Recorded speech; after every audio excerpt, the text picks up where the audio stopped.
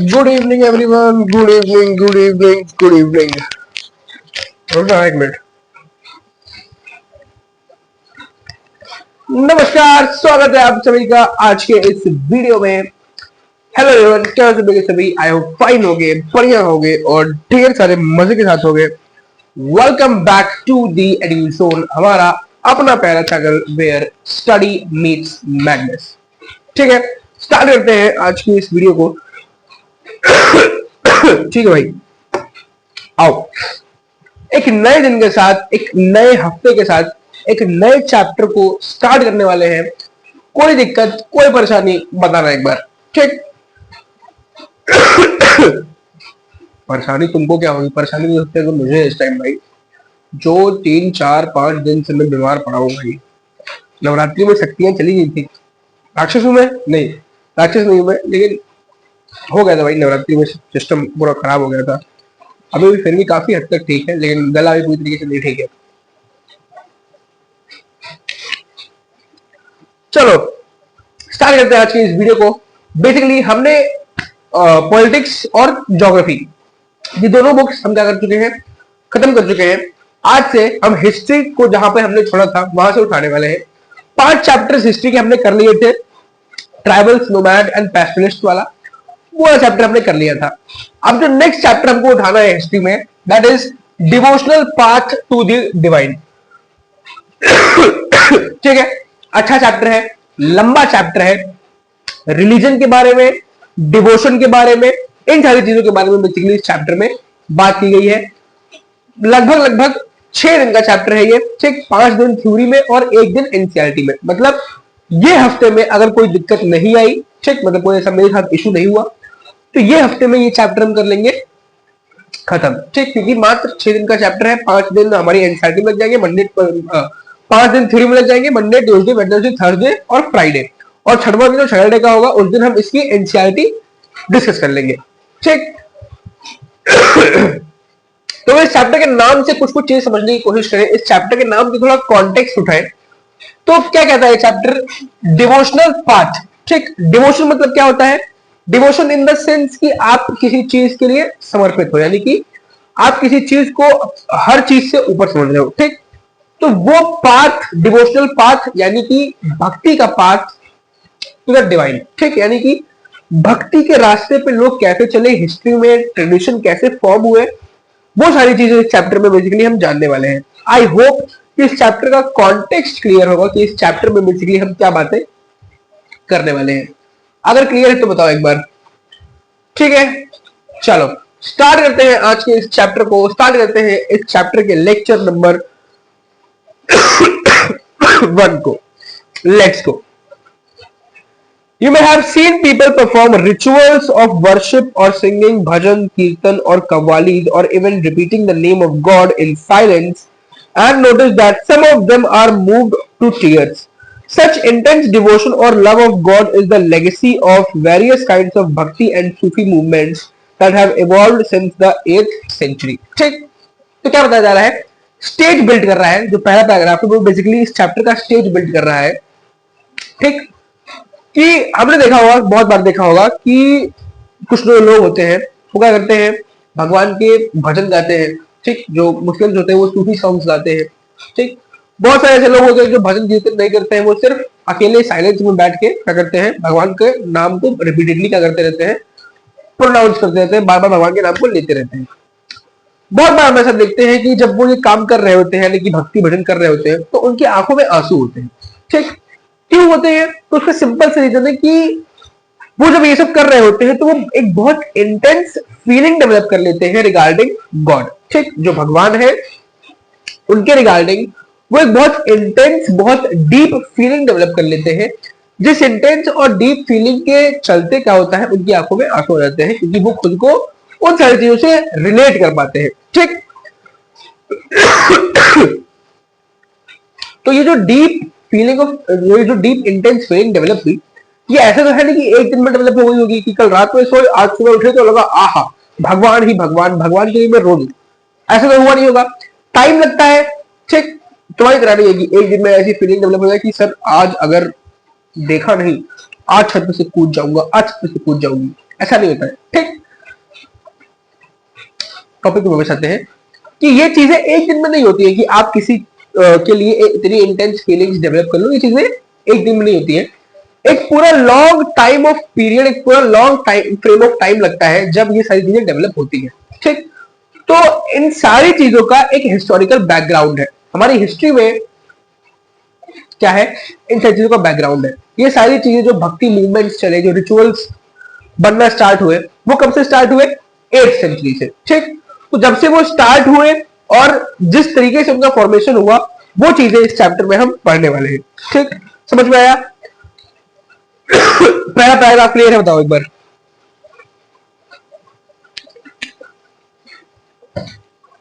आगे चलते हैं, क्या करते हैं? पहला topic, that is the idea of supreme God.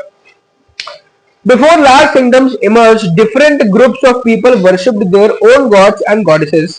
As people were brought together through the growth of towns, trade and empires, new ideas began to develop. ठीक, तो पहला टॉपिक है the idea of supreme God.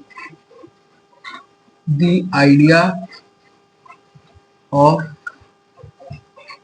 Supreme God.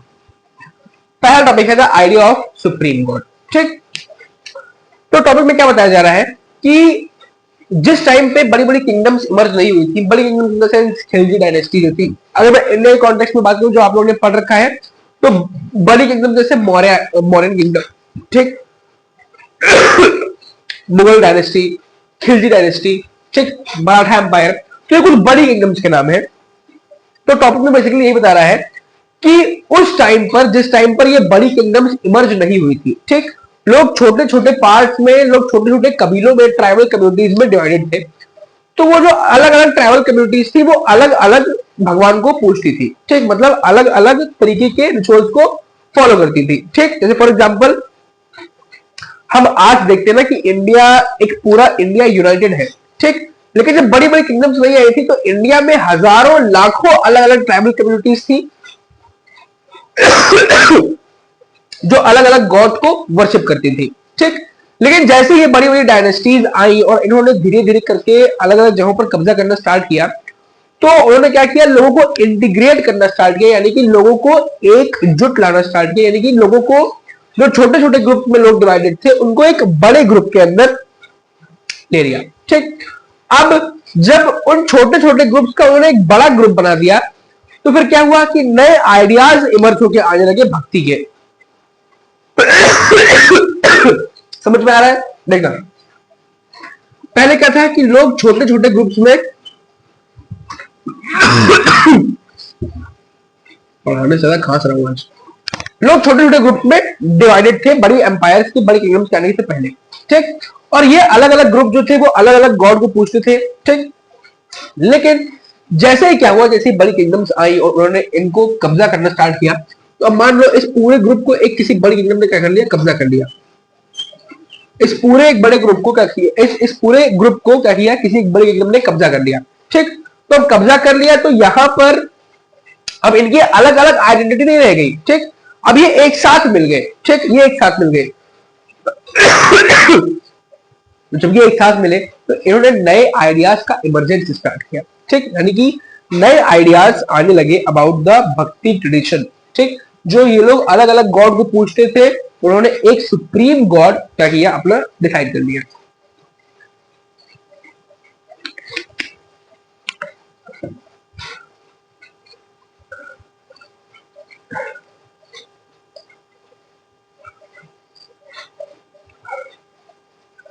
The idea that all living things pass through countless cycles of birth and rebirth, performing good deeds and bad, came to be widely accepted. Similarly, the idea that all human beings are not equal, even at birth, gained ground during this period. ठीक,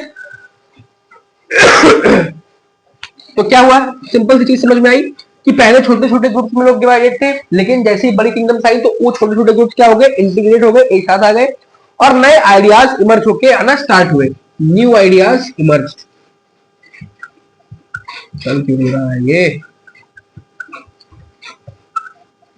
new ideas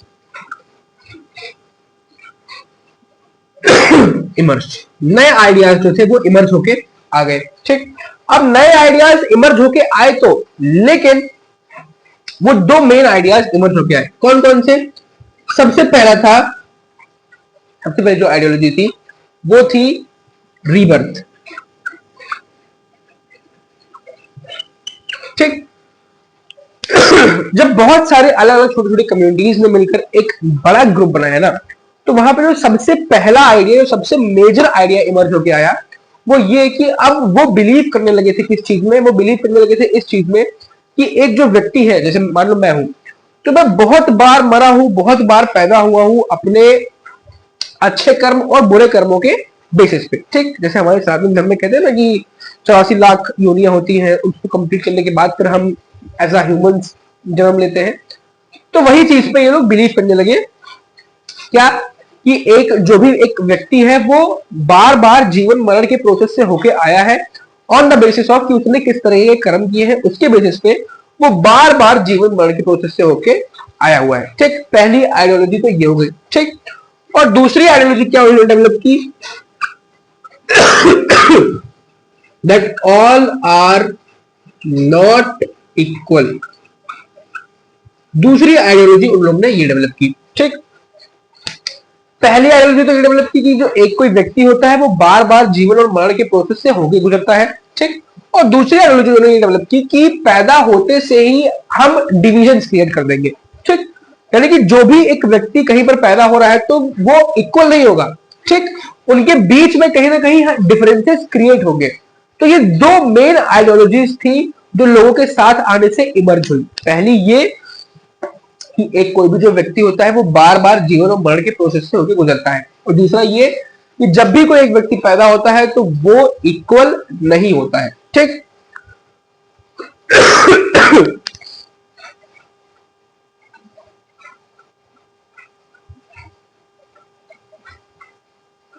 The belief that social privileges came from birth in a noble family or a high caste was the subject of many learned texts. Many people were uneasy with such ideas and turned to the teachings of the Buddha or the Jainas, according to which it was possible to overcome social differences and break the cycle of rebirth through personal effort. Others felt attracted to the idea of a supreme God who could deliver humans from such bondage if approached with devotion और भक्ति। ठीक, तो क्या हुआ कि ये दो ideas emerge होके आए। ठीक, ऑल आर नॉट इक्वल से मतलब था कि एक व्यक्ति अगर किसी बड़ी जाति में एक कोई व्यक्ति किसी बड़ी जाति में पैदा हो रहा है या फिर किसी राजा रानी के खानदान में पैदा हो रहा है, तो वो उसकी जो पोस्ट होगी, उसकी जो उसका जो पद होगा वो बड़ा होगा एज कंपेयर टू कोई अगर एक छोटी जाति में पैदा हो रहा है या फिर इस तरीके से। ठीक, इसको बेसिकली आज के टाइम में कास्ट सिस्टम के तरीके से जानते हैं। तो अब ये दो आइडियोलॉजीज इमर्ज होके आई। ठीक, अब जब ये दो आइडियोलॉजीज इमर्ज होके आई ना, तो कुछ लोग तो वो थे जिन्होंने इन आइडियोलॉजीज को फॉलो किया। ठीक, और कुछ लोग वो थे जिन्होंने इससे डिसएग्रीमेंट शो किया।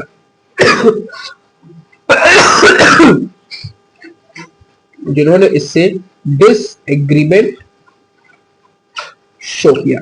ठीक, अब डिसएग्रीमेंट शो करने का रीजन क्या रहा होगा?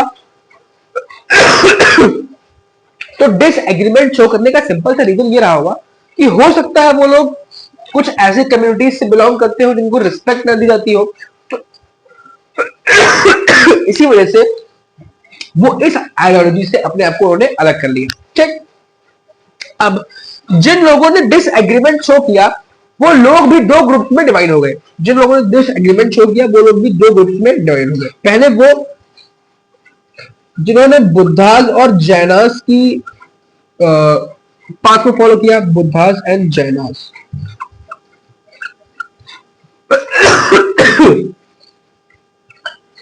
और दूसरे वो जो सुप्रीम पावर में बिलीव करते थे।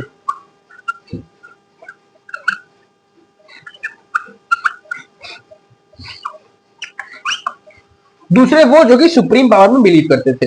ठीक, तो जो लोग इस आइडियोलॉजी से डिसएग्री कर रहे थे वो लोग भी दो ग्रुप्स में डिवाइड हुए। सबसे पहला वो जो जिन्होंने बुद्धास और जैनास के पॉथ को फॉलो किया। ठीक, उनका मानना यह था कि जैसे बुद्ध और भगवान जो बुद्ध थे और जो जैन के गॉड थे, उनके अकॉर्डिंग हर कोई इक्वल है। ठीक, और हम अगर चाहें तो अपने ये बर्थ और रिबर्थ के प्रोसेस को तोड़ सकते हैं भगवान को वर्शिप करके। ठीक, इस आइडियोलॉजी को फॉलो करने वाले कौन थे? वो लोग जिन्होंने बुद्ध और जैन को फॉलो किया। फिर आते हैं सुप्रीम पावर में बिलीव रखने वाले। ये दूसरे कैटेगरी के लोग थे जो इस आइडियोलॉजी से खुद को डिसएग्रीमेंट करते थे। उसके दूसरे कैटेगरी के ये लोग थे। इनका ये मानना था कि अगर हम सुप्रीम गॉड जो है, अगर हम उसको वर्शिप करें, उसकी पूजा करें, तो ये साइकिल ऑफ रीबर्थ को हम क्या कर सकते हैं? ब्रेक कर सकते हैं, और ये जीवन मरण के साइकिल को क्या कर सकते हैं? हम तोड़ सकते हैं। ठीक, समझ में आया?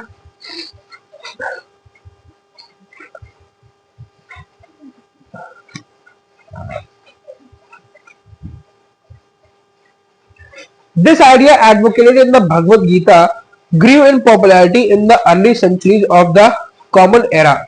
Shiva, Vishnu and Durga as supreme deities came to be worshipped through elaborate rituals. ठीक, तो क्या हुआ कि ये वो लोग थे जिनका मानना था कि सुप्रीम गॉड की अगर हम पूजा करते हैं तो क्या होगा? हम इस बर्थ और रीबर्थ के साइकिल से आजाद हो जाएंगे। ठीक, तो ये तो इनका आइडिया था, लेकिन ये आइडिया आया कहां से? ऐसा तो है नहीं कि रात में सोए होंगे, सुबह भगवान आए होंगे, इनके दिमाग में आइडिया डाल के चले गए होंगे कि आज से तुम सुबह उठोगे बेटा और आज से तुम ये आइडिया सोचोगे। नहीं, इनका आइडिया जो था वो अडॉप्टेड कहां से था? भगवत गीता से। ठीक, इनका ये जो आइडिया था वो कहां से अडॉप्टेड था? भगवत गीता से।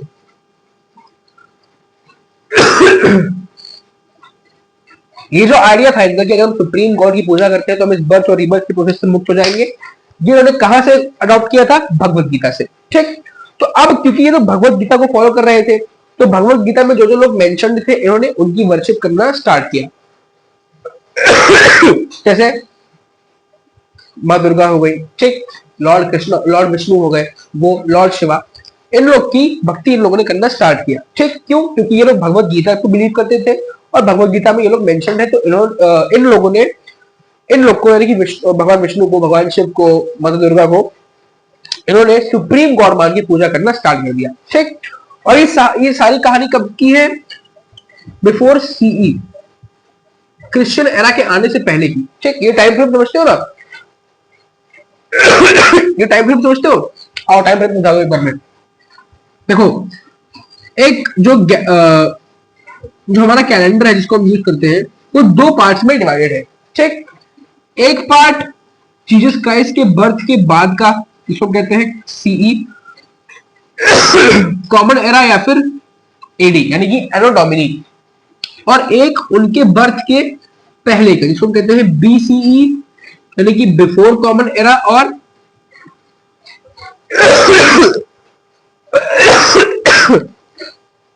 बीसीई यानी बिफोर कॉमन एरा, और क्या कहते हैं? एडी, बीसीई, और कुछ और भी कहते हैं इसको, मुझे याद नहीं आ रहा है अभी फिलहाल। ठीक, तो ये कहानी बेसिकली कहाँ की है? बिफोर सीई, यानी कि कॉमन एरा के पहले की कहानी है ये सारी। ठीक, कॉमन एरा के पहले की कहानी है ये सारी।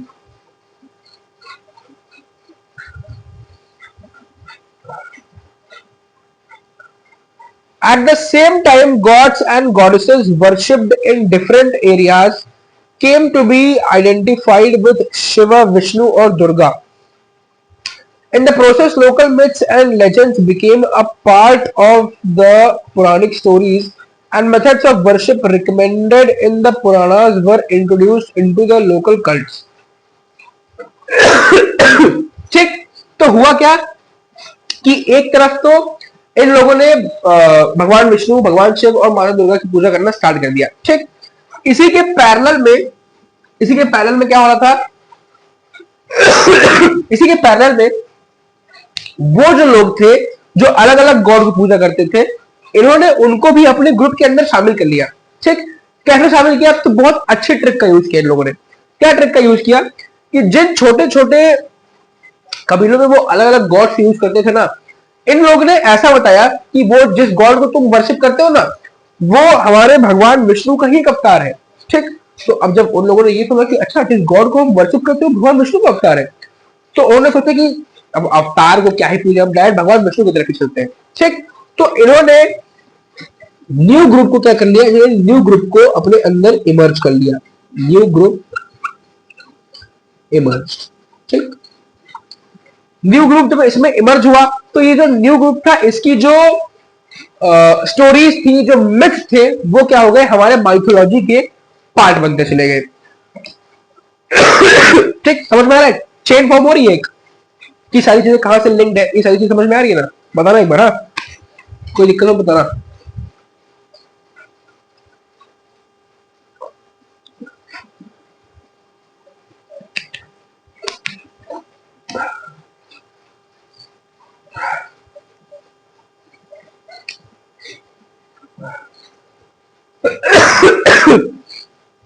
Eventually, the Puranas also laid down that it was possible for devotees to receive the grace of God regardless of their caste status. The idea of bhakti became so popular that even Buddhists and Jainas adopted these beliefs. ठीक, तो ये समझ में आया।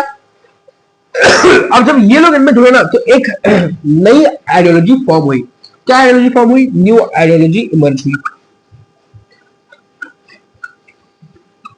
कैसी नई ideology form हुई? तो अब जब ये ग्रुप बना ना तो इस ग्रुप का मानना ये था कि अगर हम भगवान के सच्चे दिल और सच्ची निष्ठा से क्या करते हैं, पूजा करते हैं, तो भगवान हम पे कृपा करते हैं। उनको इस चीज से फर्क नहीं पड़ता कि हम किस कास्ट से, किस रेस से बिलोंग करते हैं, उनको इस चीज से फर्क नहीं पड़ता। ठीक, अब जब ये नई आइडियोलॉजी इमर्ज होके आई जहां पर लोगों को ये लगने लगा कि कास्ट का तो कोई मतलब ही नहीं है क्योंकि भगवान तो हर किसी को इक्वल ट्रीट कर रहे हैं, तो वो लोग जो कास्ट की वजह से, कास्ट लो कास्ट होने की वजह से भागे थे बुद्धिस्ट और जैन के पीछे, अब वो लोग भी धीरे धीरे इनके ग्रुप में इमर्ज होते चले गए। क्यों? क्योंकि इन लोगों ने जो कास्ट बैरियर्स थे, जो कास्ट बेस्ड डिस्क्रिमिनेशन था कि अगर तुम निचली कास्ट के हो तो हमारे भगवान को पूजा नहीं कर, तुम हमारे भगवान की पूजा नहीं कर सकते, उस बैरियर को खत्म कर दिया। और जैसे ही इन लोगों ने उस बैरियर को खत्म किया तो वो लोग जो सम्मान पाने के लिए बुद्धिस्ट और जैन के पीछे भागे थे, वो लोग भी इसमें क्या हुए, इस ग्रुप के अंदर इमर्ज हो गए। जिसके चलते जो ये वाला ग्रुप था, जो लॉर्ड शिवा, लॉर्ड विष्णु और लॉर्ड दुर्गा, गॉडेस दुर्गा को क्या करता था, पूछता था, उसकी पॉपुलैरिटी धीरे धीरे चली गई, उसकी पॉपुलैरिटी धीरे धीरे बढ़ती चली गई। क्लियर है?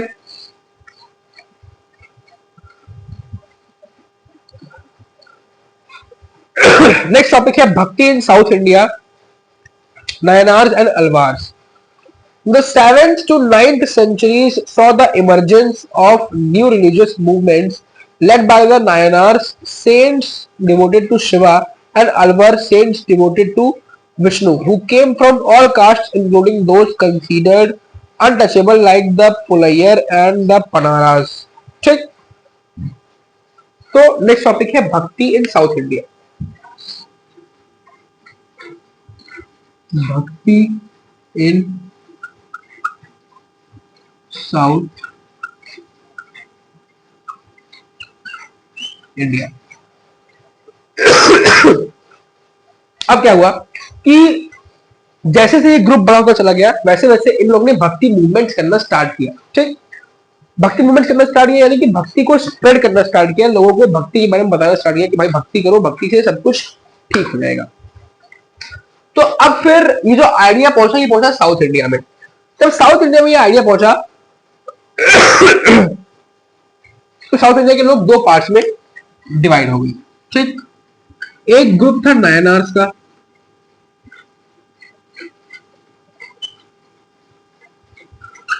और दूसरा ग्रुप कौन सा था, नाम भूलने की आदत,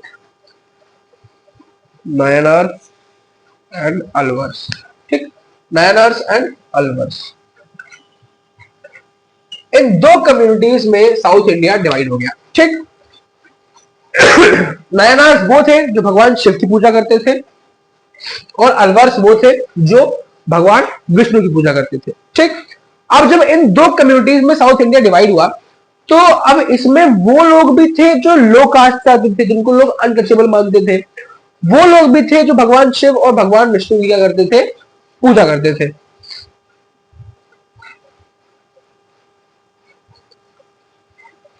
They were sharply critical of the Buddhists and Jainas and preached ardent love of Shiva or Vishnu as the path of salvation.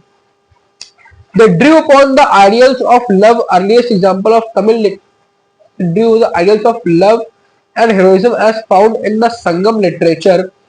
The earliest example of Tamil literature composed during the early centuries of the Common Era and blended them with the values of भक्ति। ठीक, तो हुआ क्या कि नायनार्स और अलवर जो थे ये बुद्धिस्ट और जैन बुद्धिज्म कम्युनिटी और जो जैनिज्म कम्युनिटी थी ये उनसे बिल्कुल अलग सोचते थे। ठीक, ये उनको बिल्कुल सपोर्ट नहीं करते थे, मतलब बिल्कुल उनकी फूटी आंख नहीं देखना चाहते थे। ठीक, और ये किस आइडियोलॉजी में बिलीव करते थे, ये इस आइडियोलॉजी में बिलीव करते थे कि अगर आप भगवान विष्णु और भगवान शिव को दिल से प्रेम करोगे तो वो आपके साथ रहेंगे। ठीक, इसी का एग्जाम्पल है संगम लिटरेचर। इन लोग ने मिलके तमिल भाषा में जो पहली लिटरेचर बनाई वो थी संगम लिटरेचर। उस संगम लिटरेचर में बेसिकली इन्होंने इसी डिवोशन के बारे में और इसी भक्ति कला के बारे में उस संगम लिटरेचर में क्या किया है, उस संगम लिटरेचर में इन सारी चीजों को डिफाइन कर रखा है। ठीक,